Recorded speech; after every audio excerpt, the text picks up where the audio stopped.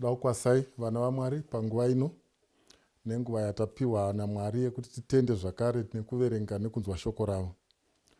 Toda kutaura zvakare pamusoro penyaya. Last time tofunga pane vakaona pazvivhitivhiti nedzimwe nzvimbo takaona nyaya yakanga yakanzi iyo betrayed by the brother. Nhasi toda kutaura musoro wenyaya unoti iwo ndaifunga kuti tiri tose, kana ndaifungidzira kuti ndine hama. Toda kuverenga nyaya iri toda kudzokera zvakare pana 2 Samuel chapter 11 verse 1. Inoti iyo, in the morning it happened that David wrote a letter to Joab and sent it by the hand of Uriah. And he wrote in the letter saying, set Uriah in the forefront of the hottest battle and retreat from him, that he may be struck down and die. So it was while Joab besieged the city that he assigned Uriah to a place where he knew there were valiant men. Then the men of the city came out and fought with Joab, and some of the people of the servants of David fell, and Uriah the Hittite died also. Dai Mwari vakakomborera kuverenga kwezwi ravo. Shamwari dzangu, chatitaure nyaya yandiri kutaura nhasi. Nditaure nyaya iri bit, to me ndinofungidzira kuti inyaya ichati scratcha a bit kana yabvuma semafungiro andiri kuita, kuti ichatsvaka how genuine are we in terms of life nevamwe vedu, be it mumhuri, musociety, kuchechi, munyika. Well, kana chiti church handisi kutaura nyaya yeSeventh Day Adventist Church, ndiri kutaura nyaya machurches ose, Roman Catholic, Anglican, Methodist, UFI, etc. I have a challenge yandinoona yekuti I see a lot of pretense mumakristu. Dai makristu ari kurarama nhasi vanoenda kumachechi kwakasiyana siyana, masmiles nekusekererana kwatinoita nemahaga tinopanana, dai anga ari genuine, tikadai tine nyika iri nani. Dai tatine vanhu vanoshanda pamwe chete, zvandinoona tichiita tichiportreya kuvanhu nekunze as a solidified system, ndinofungidzira kuti dai zviri zvatinoita, I think we would have been somewhere. So inyaya yandiri kufungidzira kuti it may be a bit sensitive, but ndinofungidzira kuti that's the reality of life. So on that note, I think it would be very good for us kuti tifunge zvakasimba pamusoro penyaya. Ndoda kukumbira kuti tinamate Mwari vatibatsire. Baba vedu, takutaura nyaya iyi inotibata semakristu, inotibata senyika, inotibata semhuri, inotibata sesociety, inotibata sendudzi. Tibatsirei pairi, mutipo shoko rakafanira, pamwe zvingabatsirike kuti Mwari mutiregerewo zvakare, because mumasituations aya Mwari takatomboro tinoparticipate pamusoro pawo. Tibatsirei. Amen. Bhaibheri riri kutiro Joab, Uriah, kana achinge auya iwewe tsvaka hondo unorwa, kana maakurwa musiye, panopisa paya mumusiye ipapa, mamusiya ipapapo vamwe vese vo withdraw. Hatiri kuswera tichidzokera kumashure because nyaya taakuiziva, because we presented on this issue on another time. So we want just to present this part which we can call part 2, but ine musoro kunyaya unoti ndaifungidzira kuti tiri hama oro ndaifungidzira kuti tiri pamwe chete. I thought that we were together. Uriah musoja pamwe chete naJoab, kwete iye oga asi nemasoja mazhinji akanga aripo. Apo tsamba dzoka nayo apa Joab, mwana watete vaDavid, wehanzvadzi yaDavid. Joab anoverenga tsamba, instruction yasekuru iri kuti Uriah anofana kuiswa panopisa. Carrying his death in faithfulness. Innocent. Ready for war. Ready to carry all the dictates and the instructions of war. Haana paakabirira. Haana paakachita. So what we are saying today, we are saying what? There are people who were betrayed while they are innocent.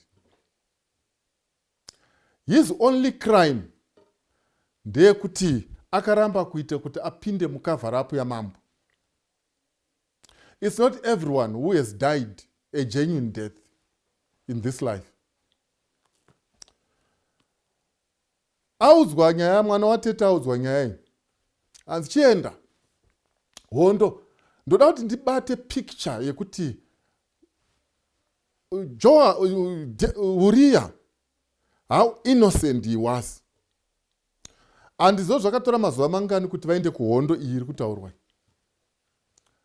Hazvina kunyorwa kuti after reading the letter what happened, but what I know ndezvokuti they planned and engaged for war. Formations were rehearsed. Kutaurirana kuti chadai. And for that day, regatiti isusu, the formation was changed. Kana Uriah akanga akajaira kushanda ari nechemukati, kana kuti ari mune imwe wing, kana ari kubva just before ma front runners nema front fighters, Bible riri kutiro his position was changed. Zvikanzi pamunomuisa muisei painopisa. And what I know ndezvokuti according to this, vaiziva panopisa because vaiziva kuti varume vakanga vari pamawalls vaipfuura. So it was not a mistake but a deliberate move to deal with someone. Horses were summoned and they were put through the paces. Dzekuti agadzirire kana paine zvaifana kuitwa kurapwa everything. I see thousands of horses dziri kujoga dziri kugadzirwa how they will make their runs, how they will corner the enemy, how they will attack from the front and from the sides, and how they will retreat to gain power. Everything was real. You cannot just go to battle without a rehearsal. Everything, a good budget was put at stake. Food rations zikagadzirwa. Zemasoja ari kuhondo. Ndiri kuona machariots ari kubuda, vanhu vachitaurirana kuti tichafamba so, tichadai, ticharwa takadai, tichaita sei, vanhu vari kufamba. Instructions were given. Madiagrams akadrowewa madiagrams ekuti maranzi edu tichadai so. But maranzi akanga achika, one thing that I know ndezvokuti on that day Uriah akanga achita maruns from a different position kwa akanga asingaende mazuvese, and someone was assigned to his area. Sezvine mainhiya vangu Uriah aingoti tiri pamwe chete, tiri hama, tiri tose muhondo iyi, tiri kurwa, tiri pamwe chete, we are defending our king who was absent from battle. The commander apa instruction mabhiza achimhanya so Uriah aifungidza kuti tiri tose. Ndiri kufungidzira kuti ndiri pakati pehama. Uriah ari kumhanya nemwoyo wakaperera. Mariesals ake ari kumhanya. Joab ari kungoti let the plan yasekuru ibudirira. In all innocence ari kutarisa zvinhu zvese zvakanaka, haana chaari kumbofunga. They are on a mission. This is betrayal on a mission. Kwaari hapana zvese zvakajeka. He has carried the rules of war ekuti haende kumba kwake vamwe vari musango. Aita zvose zvaanogona, even akadhakwa zvakaramba. But still he is a target. timu yese iri kusimuka, the whole army yakasimuka ikasimudzwa ichienda. Uria ari mukati achiti vakomana nemawandiro atakaita aya, tiri pamwe chete, tiri pamwe. Hama dzangu, see how Uriah was treated. Chariot yake vachimhanya, kana paini masongs ehondo akanga achimbwa ekuenda nawo, because masongs anosiyana. Kana muchienda kuhondo mune muchirova imwe hondo, kana muri mutraining mune mazuva ano paine chimbo chachitenderera chiri kutenderera munyika muno mese kuti mai vakarwara ndinonzwanani, chimbo chekutraining kungoti taakutsvaga malikes nacho. Waiti kana ukaenda kutraining chimbo chiya chichimbwa chiya, chero ukazopedza training ukanoita kernel ukanoita that song will not leave your head. Because you know how gruesome, how excruciating the pain was. Muchipinda matrenches, muchishuka, muchita se, then the song yobe yatanga, muchimanya, mai vanorwara. It's a war song. Uriah vari mukatime song, vachimba song yekuti taakwenda mukatime hondo. The war song at its best. Vari kuimba so ari kuti tiri pamwe chete. Ndine hama dzangu, tiri pamwe chete. Tiri pamwe chete, hapana kana zvese zvakaitwa kuti army inge iri in position. Uriah achingoti ndiri pakati pehama dzangu. Ndiri pakati pehama dzangu. Bhaibheri rinobudisa pachena kuti machariots anga aripo. Food yakanga iripo. Final command inotiyo taakubuda taakwenda. When they went for war, kunonzi he was placed among vamwe vanhu. But the place yaakanoiswa vaiziva kuti vakomana vari pamusoro apa masniper avamboita zvekutamba. But for the love of the nation and for the love of obedience and loyalty, Uriah anoti hapana zvavangambori ndaiswa apa nhasi, because ndiri kufungidza kuti ndaiswa nehama. Ihama dzandinadzo, ihama idzi. Vanhu vekuchechi kwedu kava kuti vangandirasise, vanhu vekubasa kwangu vangandirasise here vanhu ava. Ndiri pakati pehama, ndiri pakati peshamwari, ndiri pakati pe. We are fighting for a worthy cause. We are defending our nation. Aiwa katiri hama wana mwari, tiri vana vamambo toimba parwendo. Uniform dzakapfekwa dzesawadhai, vanenge vakapfeka green, Rome yakapfeka magemenzi avanopfeka madhuku aya, mapostori akapfeka magemenzi avo. Ndiri kutaura kuvanhu vese, nyaya yandiri kutaura iyi haizi yechechi inoi. Ndiri kutaura nyaya yekuti kana Mwari vakatibatsira, this message has to go everywhere. Ndiri kutaura nyaya, ndiri kutaura zvezvinhu zvisingaitike kudenga. Hatimirire kuenda kudenga kuti zviitike. Ndiri kutaura zvinhu zvinoitika panyika panapa patiri kugara pana. Kuti innocently at times you move with people uchifungidza kuti ehama dzako, yet you have been put on the spot. Misangano inorongwa, kurongwa.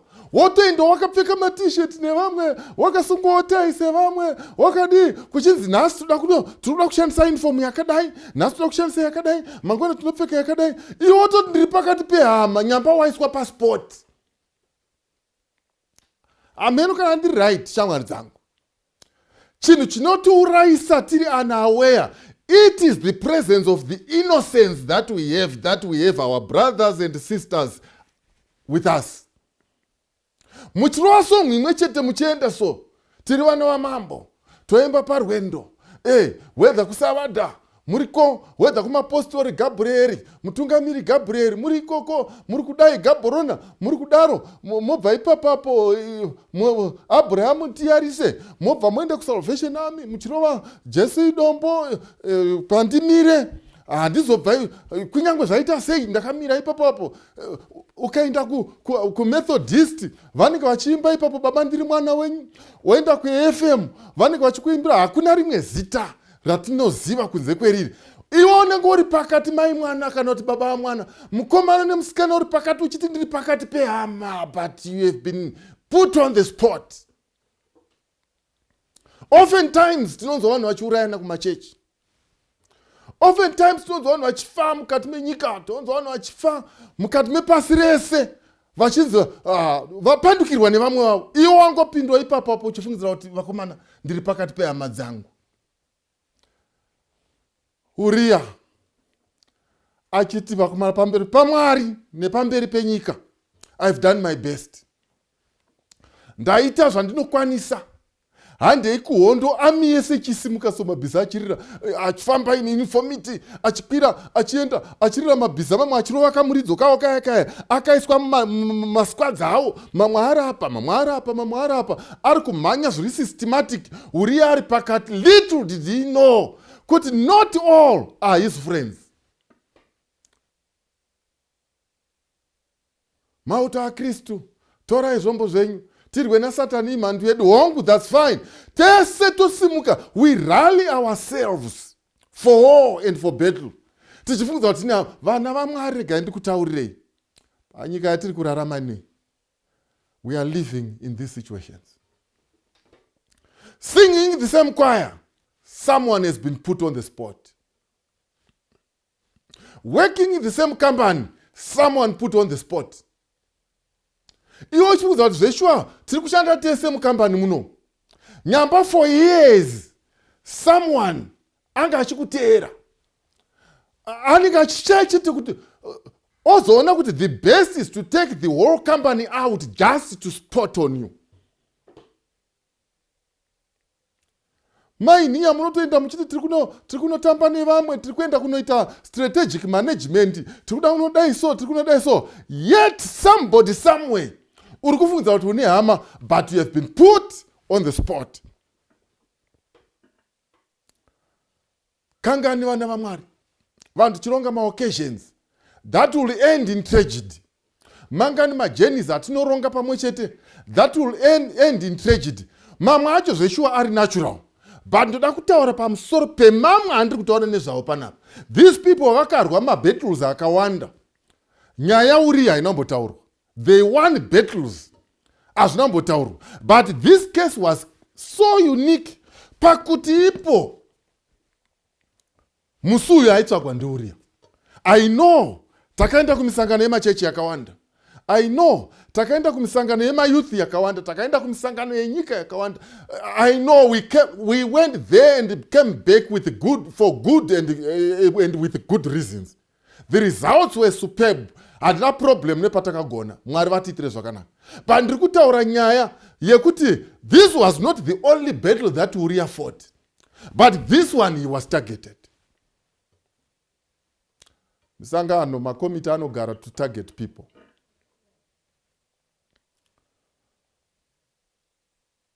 Manziyo anoimbwa to target people. In your innocence, unenge uchiti ndine hama. Get together inogadzirwa yefamily, yogadzirwa atisi kuda nomborova asikana, atina nomborova baba, atina but ndozonzwa futi kunzi vamwe vanoronga get together yekuti vainitiate vanhu muzvinhu zvisiri right, targeting people. Vamwe voronga get together kurombesa vanhu, targeting people. The event is innocent and it's natural and innocent. No one would question kuti pahondo, no one would question kuti get together, no one would question kuti party, no one would question kuti we have just gone out for a birthday, no one would question kuti vanhu vaenda kumusangano wechechi, no one would question kuti vaenda kumabhodza vaenda kunoita. But mukati mezvinhu izvi vana vaMwari munotitika tunyaya twakaita setutu kuti the event is innocent but someone is being spotted, putting on spot. Muise pamberi afe, muise pamberi hafaniri kutombobuda. Kana ukinzi mission yabudirira, uyu anofanira kuenda. Zviri nani kuti vamwe vese vasare, but it's better we lose the battle than this one kuti ararame. And that was it. Pane kuti ararame, the success of the battle iri pakuti Uriya ngafe. Kudzoka naye handizvo, wanzwe here mwana wavatete, tiri kuti isu vana vaMwari panguva ine. Haven't we been involved in issues and circumstances where vanhu takaita zvose in the innocence yekutarisa kuti this is clean, but kuseri somebody was one spot. Betrayed on a mission. Matumwa mese, mabuda mese. Munozwa kana tichitaura nyaya mission, muri kutumwa in assignment ne a superior. Muri pakati pacho ipapa ndiyo ikai. You are being given an assignment ne a superior. Mafamba mainda moudzwa kunzi right tiri kuita ende vanhu vakaparticipate muhondo iyi. All the soldiers were innocent, but vaiziva nyaya ndiDavid naJoab. Vamwe vese tiri innocent zvekuti patinodzoka kana tiri kutochema pamariro pemunhu aisirwa poison paoccasion titochema zviri genuine.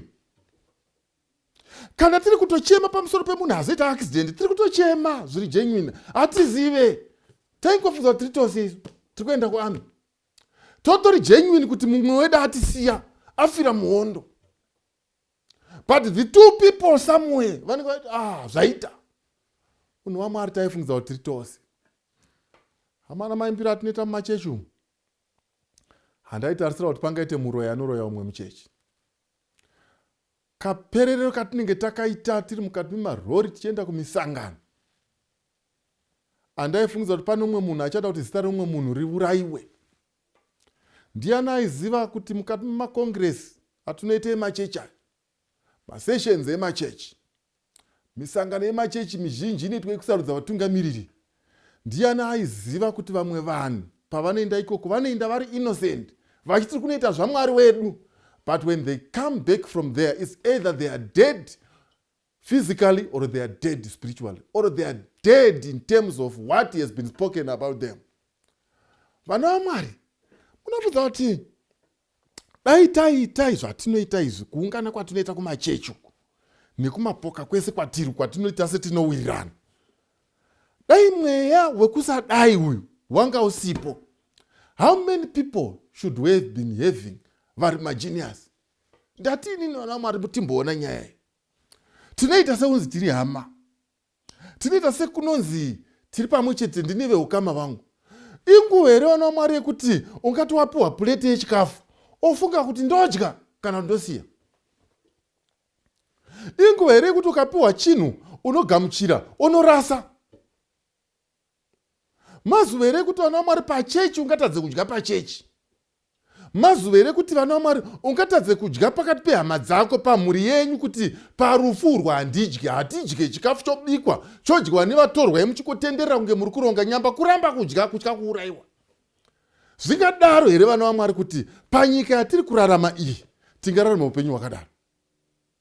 Ndaifungidzira kuti tiri hama, ndaifungidzira kuti tiri kumba kwedu isu, ndaifungidzira kuti tiri kuchechi kwedu, ndaifungidzira kuti tiri munyika yedu, ndaifungidzira kuti tiri pakati pehama dzedu. Chero muri murima ndaiziva kare ino uchipiwa chikafu uchidya murima usina kana challenge, but iye zvinezvi you can't eat food under some floodlights. Mafloodlights akaiswa izvi, makamera zvakaiswa, you can't even eat food chawapiwa nekuda kwekuti zvaunenge waifungidza kuti tiri pakati pehama. Muisei pamberi uri afe, placed in front to fail, kuti muisei ipapa. Toda kuti akanye chete basi, tomutransfera tomuisa uku, toda kuti akanye chete basi, toda kumupa mota yakati, toda kuti akanye basi, toda kumupa ofisi yakadai, toda kumuwanzira mafiles ebasa kuti akanye basi. Iwe uri kufunza kuti hama dzangu dzese tiri pamwe chete tiri kuronga, nyamba vanhu vari kuziva, vari kutoziva kuti haafani kudzoka. Muisei padhuze nemudhuri, haafani kudzoka. Shamwari dzangu, shamwari dzangu, ndinokumbira nemweya waMwari, ndokumbira nemweya waMwari. Mwari ngatibatsire panyaya idzi. In our innocence we thought tatiri hama, and many people have died in that innocence. Mukurivara ikokoko vazhinji vakafa. Tine nherera dzisina vana baba, tine chirikadzi dzisina varume, tine makambani amakazosara muchipinda muchitora zvigaro, vamwe vapfudzwa. tine mota dzatiri kudhiraivha, driving not on the fuel chete yegarage, but driving tiri mufuel yekutsika ropa revanhu. Vana vaMwari, Mwari ngaatibatsire panyaya.